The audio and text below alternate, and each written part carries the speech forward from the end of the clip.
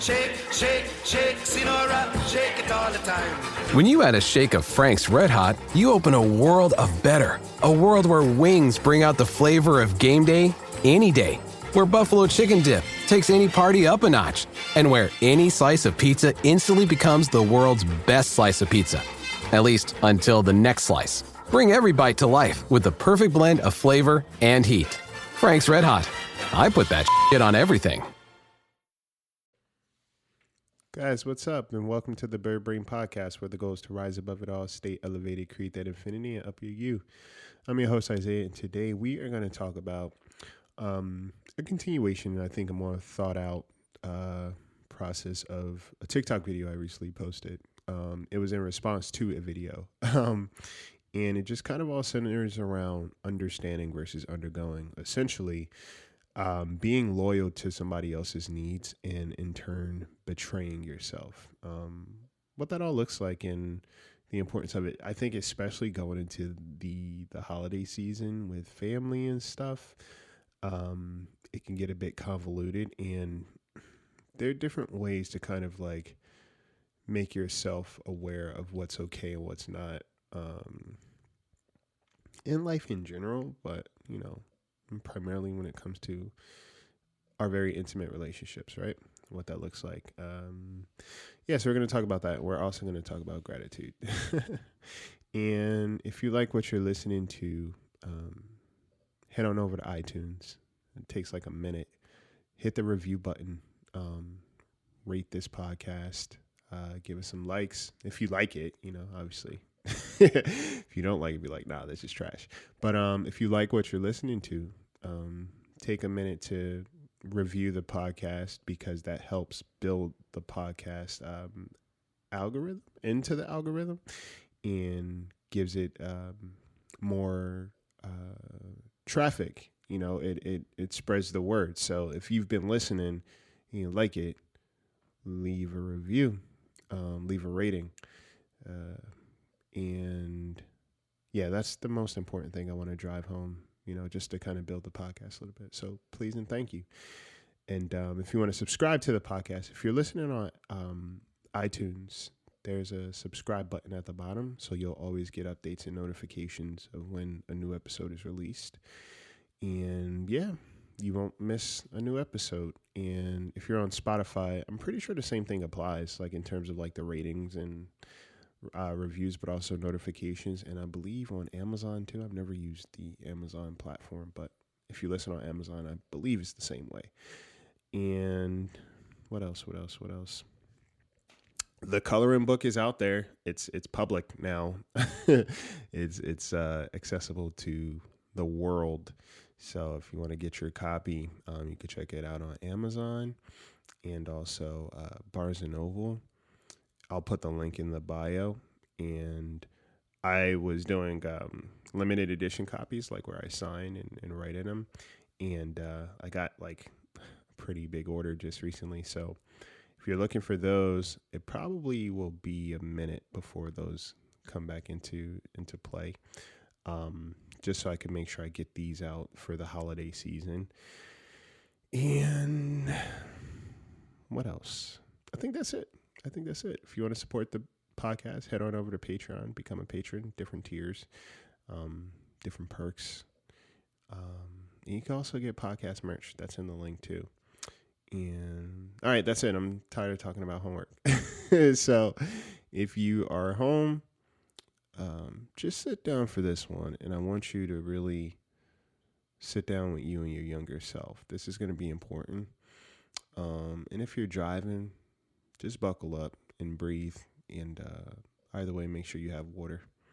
All right, stay tuned.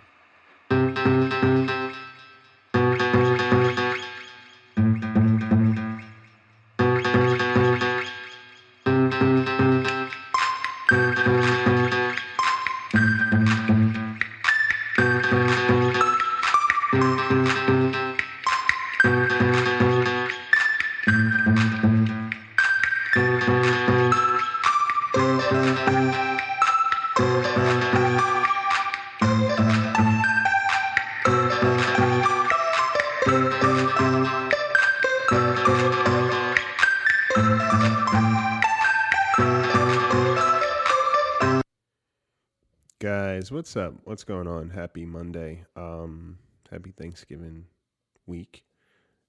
Happy holidays, whatever you celebrate. And happy healing. Let's make that a holiday. Let's do that. Like healing awareness month or year or life.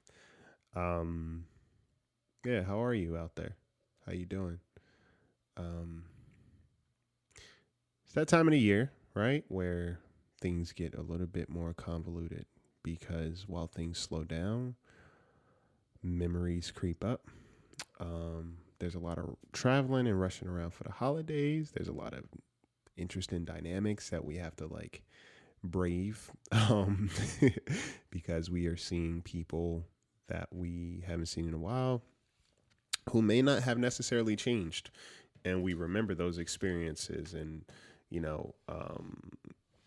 it's just all a mixed bag, right? It's a buffet of emotions, the way I like to put it. So, last week I posted a video on TikTok, and basically it was about essentially it started from like self-worth, the components that come with self-worth, because you are receiving mixed messages in a relationship. And a relationship could span, you could apply it to anything. When I was thinking about it, I was addressing all relationships, like a significant other, a friendship, a business. I always, whenever I say relationships, always know that I'm usually applying it across the board, family too. And I was talking about the concept of mixed messages. When we are caught up in a mixed message, such a tongue twister, when we're caught up in a mixed message exchange, this person's being hot and cold with me. This person's giving me mixed signals. This person's giving me mixed messages. One day they seem like they care. The next day they seem kind of cold. And I don't know what to do with that. I've been in this one time too many. And there is a level of,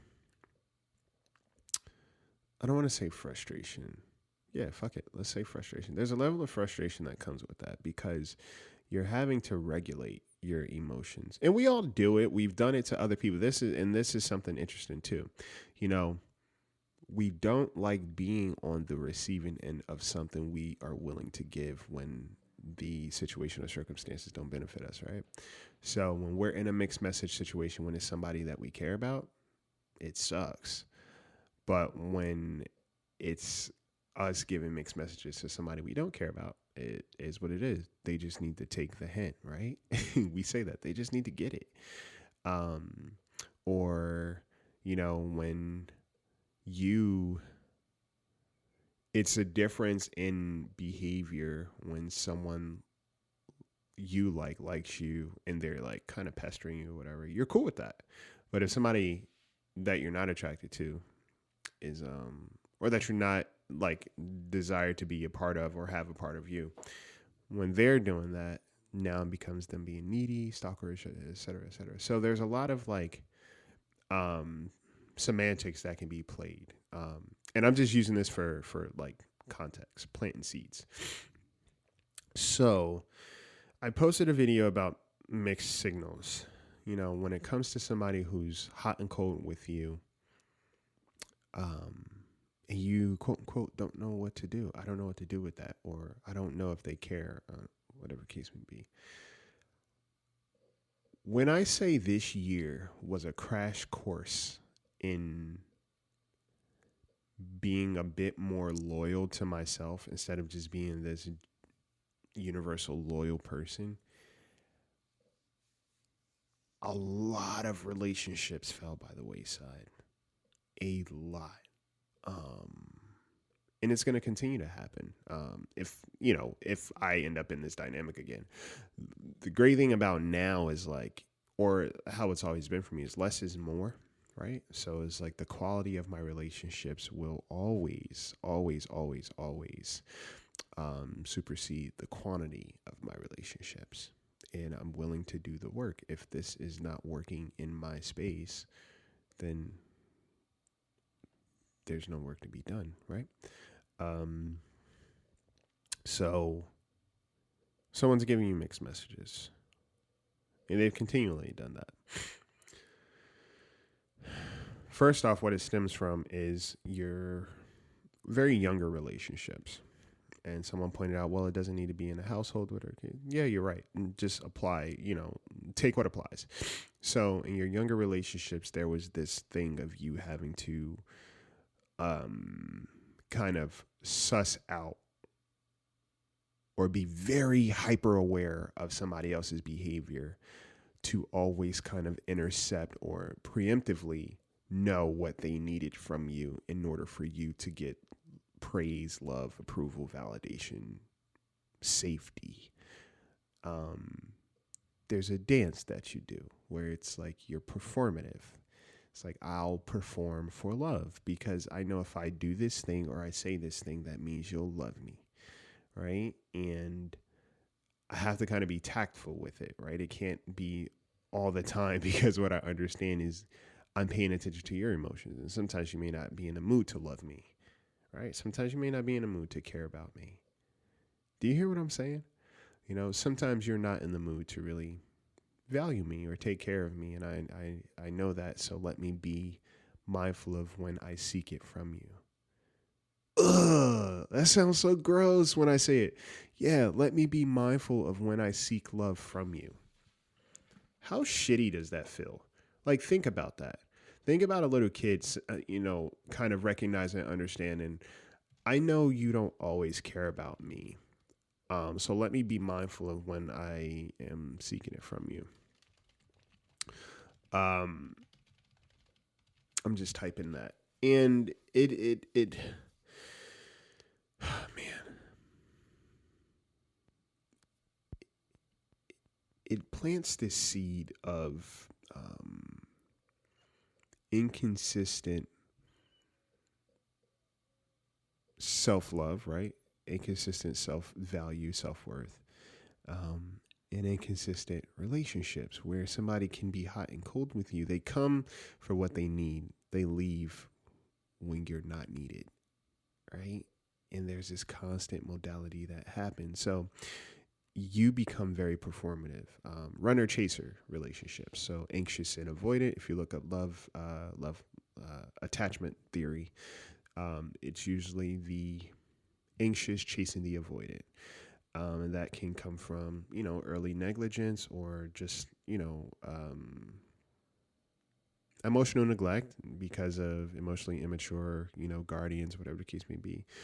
Or even, let's say on the playground, let's use that, where your friends were kind of like, they wanted to deal with you sometimes and other times they did not. And you never knew why. You just know that it happens. And this continues on throughout life. You start regulating yourself throughout relationships to make people like you or to hope that people like you because you don't require much, but you are willing to give your all.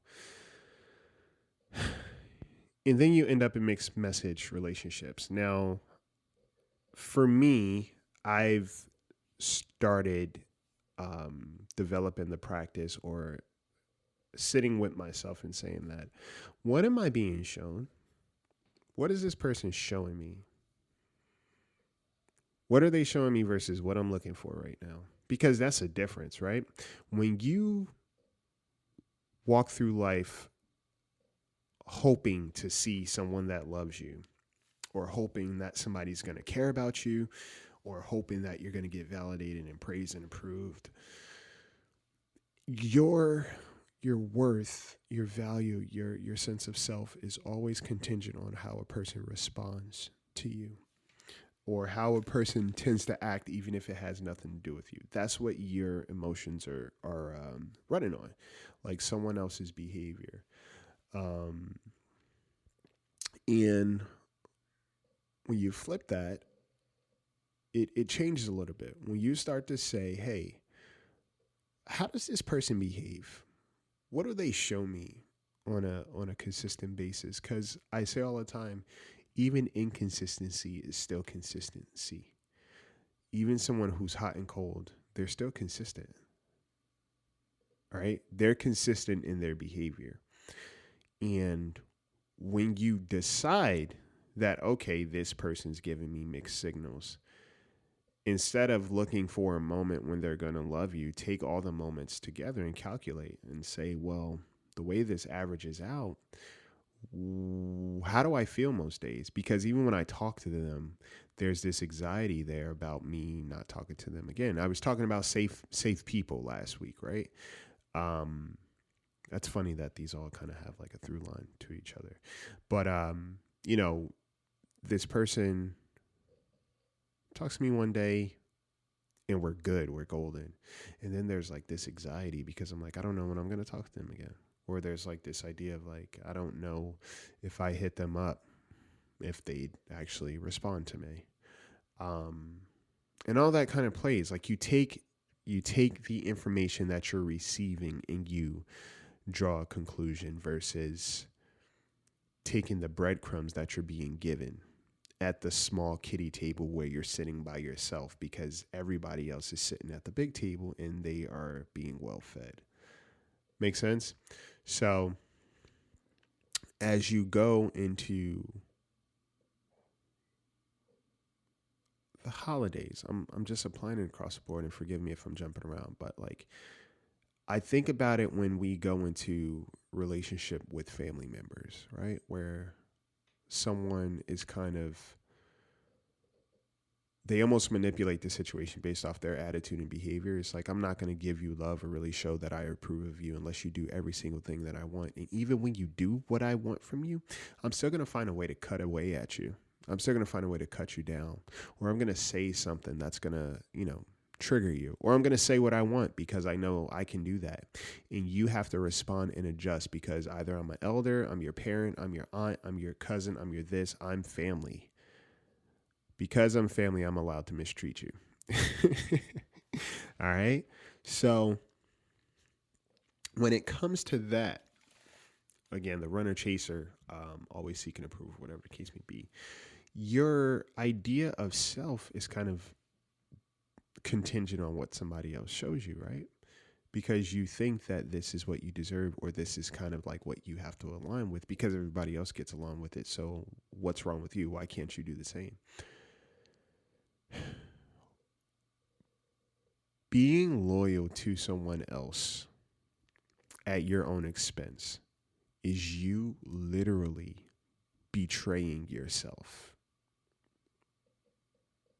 I'll say this again. Being loyal to someone else at your expense is you literally betraying yourself. And the reason why I say that is because it's kind of like, I want to paint a picture. It's kind of like a little kid, right? These two kids, they're chilling in the playground. And then these big kids come up and they start bullying one of the little kids. And the other little kid that was with the other kid, like, right? They decide to stick with the bullies and start making fun of the little kid too. They switch sides. That's kind of what we do to ourselves when we chase someone for affection, approval, or side with them or try to rationalize their behavior at the sake of who we are. What we say subconsciously is that I am picking sides and I am not picking my own. I'm siding with this person. Unknowingly, I'm siding with this person in terms of how they treat me, right? I'm siding with them. I'm going to abandon my little self and I'm going to side with these people because I don't want to be left out. So I'm going to side with them. And in turn, I'm going to also align with mistreating me, my younger me. Does this make sense so far? Like I said, forgive me if I jumped around, but it's just so palpable, to kind of understand this modality when we exist in relationships. Because whenever you have a weird feeling in terms of somebody's behavior, that's indication that something's not right. And that's what I've been going on. Like, and people talk about communication all the time. Oh yeah, well, you should communicate your feelings or whatever the case may be. I can think of a few instances this year alone where I did communicate. And the person either they weren't willing to see what was going on, or they got very defensive, or they lied, right? So it's like when we talk about communication, the main component that's missing is comprehension. The main component that is missing is accountability. And a lot of people don't want to comprehend because that will force them to be accountable.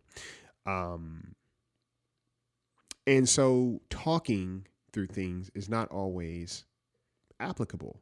Or sometimes you're in turbulent environments where you can't even talk things through because it can lead to something else. That's why I've learned to understand. I observe.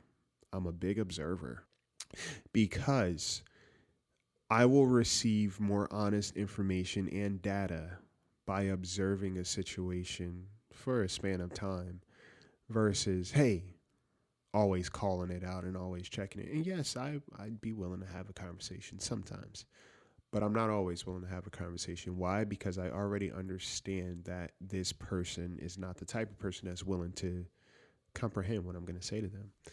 So being loyal to somebody else's poor behavior is you betraying yourself. Whenever you chase after a person, you've left yourself out in the cold because you're telling that other person that, hey, you're more important than me right now.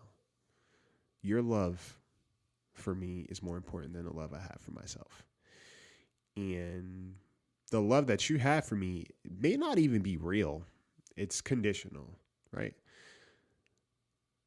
And that is more important to me than me kind of sitting with myself and understanding what I actually need and what I deserve and what I value and how I'm valued. So I'm going to chase you. I'm going to chase you down. And I'll never catch you. I'll never truly catch you. The reason why is because you were never looking to be caught.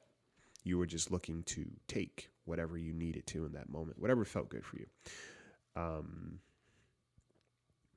And that's it, right? That's it.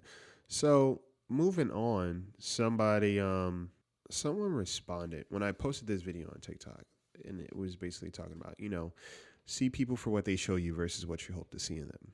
And when you see that there's an inconsistency there, or there's a level of mistreatment or poor behavior, it is now up to you to decide where they fit in my life. This is your life. You don't owe your anything to anyone, just like no one feels obligated to you. And, I love when people are like, well, no one owes you anything. It's like, right. That goes both ways. Or what about sympathy? It's like, yeah, you're right. But that goes both ways. Everything that you're saying is not one-sided. As eager as you are to justify shitty behavior, what you're saying applies to both sides. So when you talk sympathy, make sure you talk about the sympathy that needs to be had for somebody that's enduring mistreatment consistently because they want to show up for somebody who's half-assing them. When you talk about a lack of judgment, make sure you don't judge a person who's been through a lot of shit that you haven't even seen, and then they finally decide that they're going to walk away from a situation that does not help them or does not benefit them. When you talk about being understanding, understand that there's a difference between someone understanding somebody's situation and undergoing the ramifications of their situation. So I can understand somebody going through a lot of things in life. It's for me, it's become kind of a thing. And I was having this conversation with my friend 2 weeks ago, that our ability to understand what somebody's going through can sometimes put us in situations that we don't need to continue to go through, right? Understanding is not the same thing as undergoing. I can understand why something works the way that it does, but it doesn't mean I need to try it out. It doesn't mean I need to try it out. And someone said, well, when are we going to understand that everybody's just a work in progress? That's understood. That's understood. But there is always there's this manipulative quality from those statements that I don't like. And when somebody says those things, it juts my heart a little bit, and like all systems would go at that point, because it's important for me to explain, or not explain, but make it clear without argument. What you're saying applies on both ends. And what you're saying also too seems to deny your accountability and your responsibility to show up and treat somebody properly. I don't need to wait around for you to decide when you're going to be better. That's not permission for me to do better for myself or seek better for myself. Right? And that applies to family too. I don't have to wait around for you to kind of decide when you're going to treat me well and when you're not. I could just decide not to exist in an exchange with you. Just because we're blood and because we're blood doesn't mean you treat me less than. That makes logically no sense. It's in the whole blood is thicker than water. If you kind of apply that rule, you should read up on what that full thing actually says. I think it says the blood in the womb is not thicker than the water of something. In other words, saying that it's more about who treats me well versus who I'm related to by DNA. That's how I determine who's worth my time. And even applying to business exchanges, like whenever I start to feel unsure about how somebody prioritizes me, that automatically means that they're not prioritizing me. When I'm uncertain about how I'm being treated in a friendship, that automatically means that this person treats me one way on a certain day versus another way on any other given day. So I don't trust them now. And I start paying attention more to their behavior and the consistency and patterns of that behavior. Because to me, it's like, oh, that's a mixed message. And only way mixed messages continue is if you continue to exist in that space without taking what you're being shown. Take the work off of you. See people for what they're showing you. Make it easy. See things for exactly what is being shown versus what you hope to see. Sometimes we see the good in people, right? And it's not about good or bad, but we see so much of the good in people or the potential that somebody has that we overlook the bad that's happening to us. And bad does not have to be rooted in malice, but it can be, it could be depressing you, right? It could be giving you new fucking trauma that you don't even know that you're developing, right? It could give you a headache. It could stress you out. I don't know where I stand with this person, or this person like kind of ignores me when I need them, or this person lacks the capacity to communicate when it's important.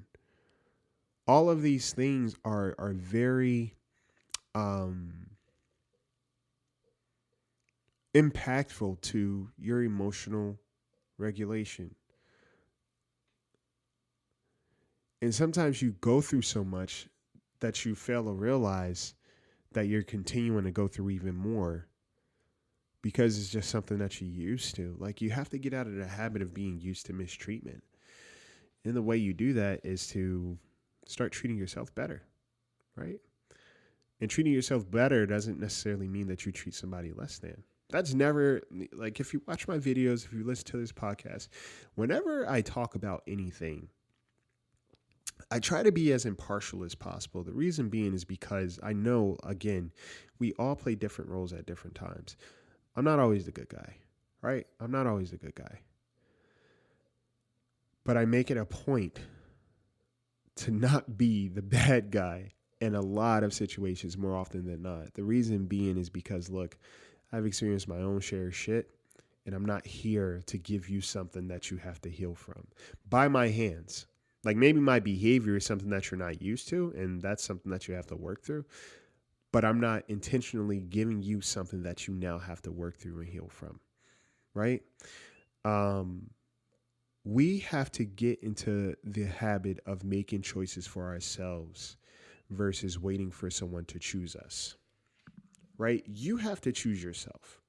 You don't wait for somebody to choose you and then you choose yourself, because it's like, oh, you don't choose me? Yeah, I don't choose me either. It's that thing. We unknowingly do that. It's like, oh, is this person choosing me? Oh, they're not? All right, cool. I'm not going to choose myself either. I'm not going to do that. Right? And then you continue to undergo some things. You continue to undergo experiences that you don't deserve, because you are letting somebody else decide what your worth and your quality is. And I keep picturing it in my head, like, you know, a group of people just choosing or not choosing this one person. And the one friend that person has, their ride or die, sides with that other group until they decide to choose them again. And that one friend is you. You are your longest relationship. You are your longest standing friend.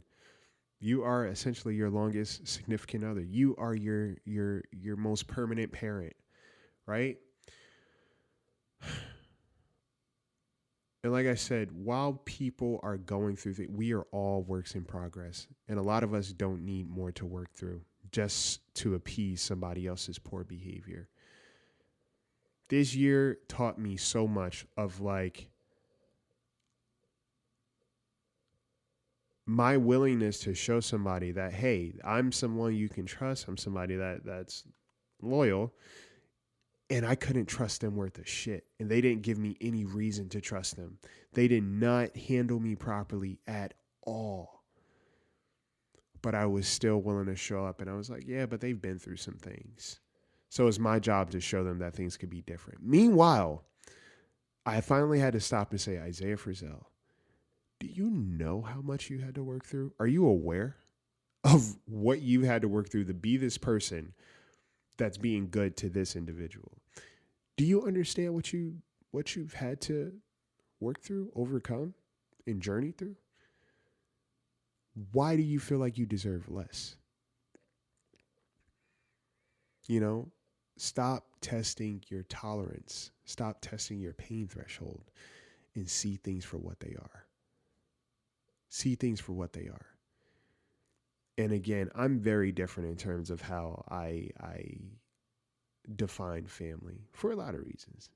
But family to me represents the people that show up, the people that value me, the people that respect me, the people that support me, the people that want me to be better and seek to make sure I'm good versus just feeling like they are by default entitled to access in my life.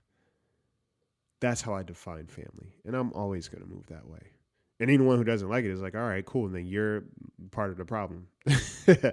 But like I said, even in business exchanges, I do the same thing. It's like I take mixed messages as an indicator that I am not being properly handled consistently by somebody. And then I move accordingly. I stop seeking certain things from them. And I just see what I'm shown.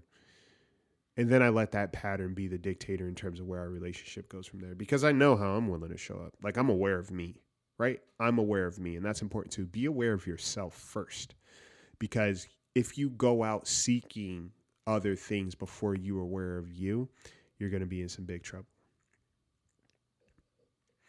And when people are like, yeah, but it's so hard to do. Look, I'm not saying it's easy. But if you're telling me that it's easier to be in a relationship that you're not valued and respected than it is to start valuing and respecting yourself, you have a lot of work to do. And that is something that I don't appreciate hearing when somebody's like, oh yeah, but it's so hard. You're telling me literally it's hard for you to value yourself and it's easier to be mistreated by somebody else. That's what I hear. And it bothers the shit out of me. That's literally what you're saying. It's hard for me to want to see myself as somebody that's lovable. So I continue to exist in relationships and exchanges where somebody reminds me that I'm not lovable. That's easier for me to deal with and tolerate. We got work to do. There's a lot of work to do. And I'm here for it. I'm here for the self-worth work because when you show yourself that you're valued by you, there are a lot of relationships that aren't even a thought now. They're not a part of your multiple choice answers anymore. And sometimes people don't like when you choose you because that means that they no longer have access to you. People don't like it. And that's why I think self-worth is such a taboo talk and people get defensive about that because what I'm saying isn't anything wrong. Like, I'm not saying anything malicious. I'm telling someone to take better care of themselves and be cognizant of the relationships they're cultivating. Because once you bring awareness to that and you act on it, there are a lot of people who fall by the wayside. And yes, it does get a little bit lonely, but I would rather be in my company. Actually, I choose my company a lot of times, guys. I love it. Than be in mixed company. I know who Isaiah is. I know what he's going to offer. I know that Isaiah likes peace more than anything, right? Speaking from a third person, I literally know how I move, and I know what works for me and what doesn't. So when it's all said and done, I much rather my company than to sit around somebody that I can't be sure of. And you have to start choosing yourself, right? You have to stop subconsciously saying, hey, I don't want to be around you. I'd rather be elsewhere. I don't want to sit with you alone. Are you kidding me? That's the worst thing I could fucking possibly think of. I don't like your company. That's what you're saying to yourself. The other day I went out and I was like, I can't wait to get home so I could just chill and read. I was telling my buddies, I was like, I enjoy coming home and reading a book. Like, that's like awesome for me. And it doesn't sound weird. Actually, it's fucking amazing. That's my peace. That's my enjoyment. Like, to read a book, man, at the end of the night, I'm good. Or to just spend time talking with a buddy, I'm solid. Or like to spend time with somebody that I enjoy. That brings me peace. But overall, my own company is still one of the best experiences that I can have. And you have to get there. And once you get there and once you start valuing yourself, I can't stress this enough, your dynamics of what you tolerate is going to change. And people are not going to like that. But again, it's not up to them. You can understand somebody's experiences, but it doesn't mean you have to continue to undergo. Don't betray yourself being loyal to someone else. And before we wrap up, I don't know if you guys wrote out the safe people last week, but I'm going to give you more homework. Assignments, baby. And the reason why I assigned this work is so you can have practical steps on your healing journey. It's one thing to just talk about healing, growth, self-worth, yada, yada, yada. It's another thing to actually implement things to reinforce, again, your self-worth. Because if you don't show up for yourself, right, nothing shows up. Nothing new changes because you're not doing the practical things to implement some kind of pattern of change. So 5 things you're grateful for.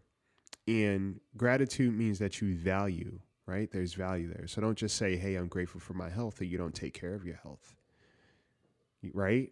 Don't just value or be grateful for your health in this moment, quote unquote, and then you just go on about doing whatever the hell you want. And your health also applies to your relationships.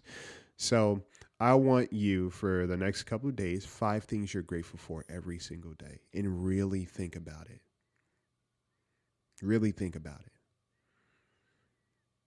You know, you could be grateful for an end of a relationship. Like, gratitude doesn't always mean happiness. Gratitude just means awareness and value.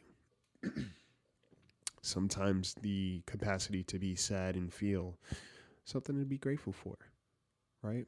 But there's always something to be grateful for, aka always something to value. Because when I ask this question a lot of times, first thing that people say, oh yeah, I'm grateful for my health. It's like, you're just happy you didn't croak the day before? Like, that's what it sounds like, because you're not taking care of your health, right? I'm grateful for my family or my friends. How do you show that? Let somebody know this week that they matter to you. Just out of the blue, with nothing in, text them, call them, whatever case may be. I don't care what it is, but just tell somebody that they matter to you, and tell them why. Tell them something that they do good, right? And be very specific. And even, I don't care what they say, how they respond. It's not about how they respond. It's about what they are receiving. Let somebody know that they matter to you this week. And pay attention to what that does. Okay? That's it, guys. I talked a lot. I hope you guys have an amazing week. I know Thanksgiving, like I said, is this week, and I just hope that each and every one of you have a safe space to exist in, a table that you can sit at where there are people that you love and value, even if it's just one person, even if that person is just yourself.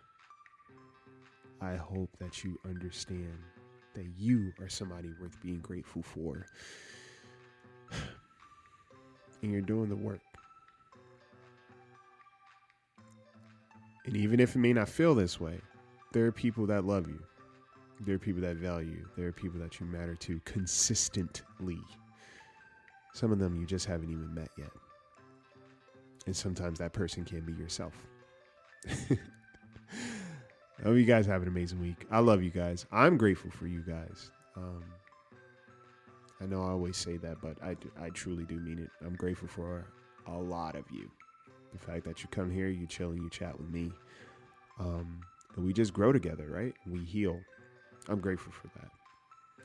So yes, eat up, drink some water, tell somebody you love them. Make sure you tell yourself you love them. All right. Love you guys. Take flight. Happy Thanksgiving.